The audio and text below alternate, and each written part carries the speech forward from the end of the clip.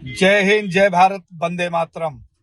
आज का मेरा जो निवेदन है और जो अपील है वह स्वाभिमानी, देशभक्त और जिंदा हिंदुओं के लिए है। जैसा कि सभी को विदित है कि स्वतंत्र भारत में राम कृष्ण की पवित्र भूमि में, परशुराम, बुद्ध, महावीर की पावन धरा में, गुरु गोविंद सिंह के बलिदानी भूमि में जिन सब ने गौ माता को अपने प्राणों से अधिक चाहा, माना, उस भारत में आज गौ माता की हत्या हो रही है।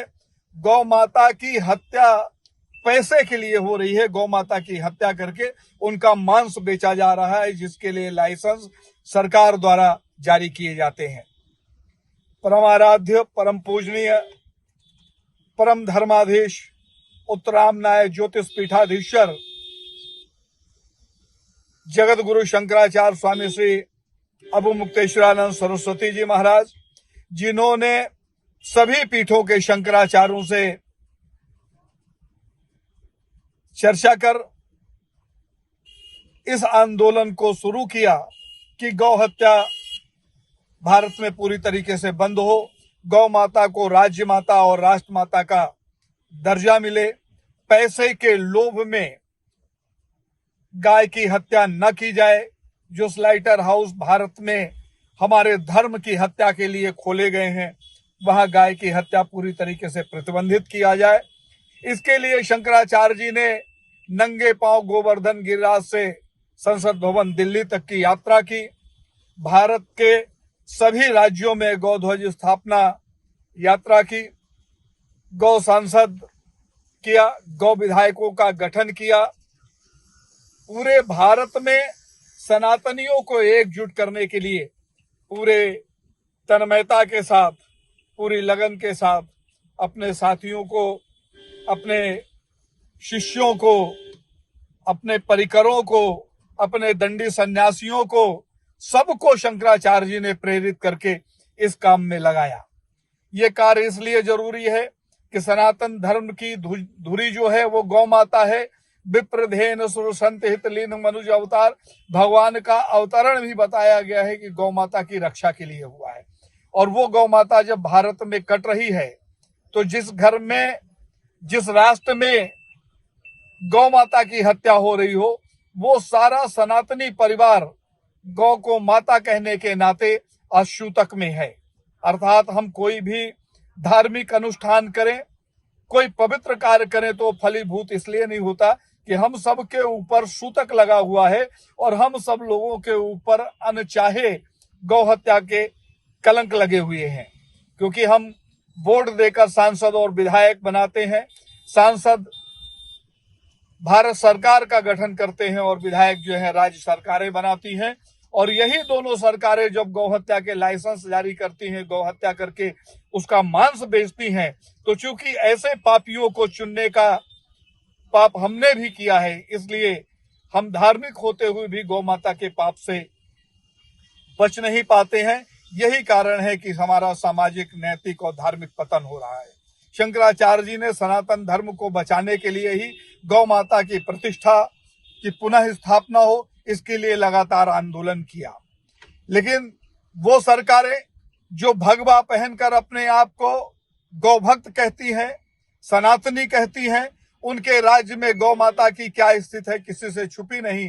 कि गौवध करने वाली कंपनियों से, जीव हत्या करने वाली कंपनियों से, मांस का व्यापार करने वाली कंपनियों से इन्होंने चंदा लिया और वो सार्वजनिक हुआ। तो जो सार्वजनिक हुआ, उसके अलावा गोपनीय चंदा किसने कितना लिया, ये बात उजागर नहीं हुई। जब गौ रक्षा की बात आती है तो इन सब के मुंह में दही जम जाता है, और जब वोट लेने की बात आती है तो यही पापी, यही पाखंडी, यही षड्यंत्रकारी गौ माता की आरती करते हैं, उन्हें चना गुड़ खिलाते हैं, उन्हें माला पहनाते हैं और गाय का मूत्र पीते हुए नजर आते हैं। लेकिन गाय की रक्षा करने के नाम पर ये लोग सिर्फ डायलॉग बाजी करते हैं। कभी कोई कहता है कि हमारा हृदय रोता है, भारत में गुलाबी क्रांति होती है। कोई कहता है कि एक बार और हमें चांस मिल जाए तो गौ हत्यारों को उल्टा लटका कर सीधा कर देंगे। कोई गौ रक्षा के नाम पर बनी हुई पीठ का पीठाधीश्वर होकर भी गौ हत्या बंदी के लिए प्रयास नहीं करता और गौ हत्या बंदी के लिए किए जाने वाले प्रयासों का दमन करता है, जिसको सारे राष्ट्र ने देखा। शंकराचार्य जी के हत्या का प्लान किया गया, गंगा के तट पर शंकराचार्य जी को जान से मारने का यत्न किया गया। उसके बाद इन्होंने लगातार रेकी की। फिर जब इनको चांस नहीं मिला, शंकराचार्य जी की हत्या नहीं कर पाए, तो उनकी सामाजिक हत्या, धार्मिक हत्या करने का इन्होंने यत्न किया। एक ऐसे पापी और षड्यंत्रकारी को इन्होंने संत का भेष बनाकर सामने खड़ा किया, जो स्वयं पापों में, अपराधों में आकंठ मग्न है। उसने शंकराचार्य जी के ऊपर यौन शोषण का आरोप लगाया और यौन शोषण का आरोप लगाने वाला व्यक्ति दहाड़ दहाड़ कर, चिल्ला चिल्ला कर प्रामाणिकता की बात करता हुआ न्यायालय को भी उसने गुमराह किया और संपूर्ण राष्ट्र को भी गुमराह करने का यत्न किया, शंकराचार्य जी की छवि को नष्ट करने का यत्न किया। यह सब कुछ इसलिए हुआ कि शंकराचार्य जी लगातार धर्म की बात करते हैं, गाय माता के रक्षा की और संरक्षण की बात करते हैं।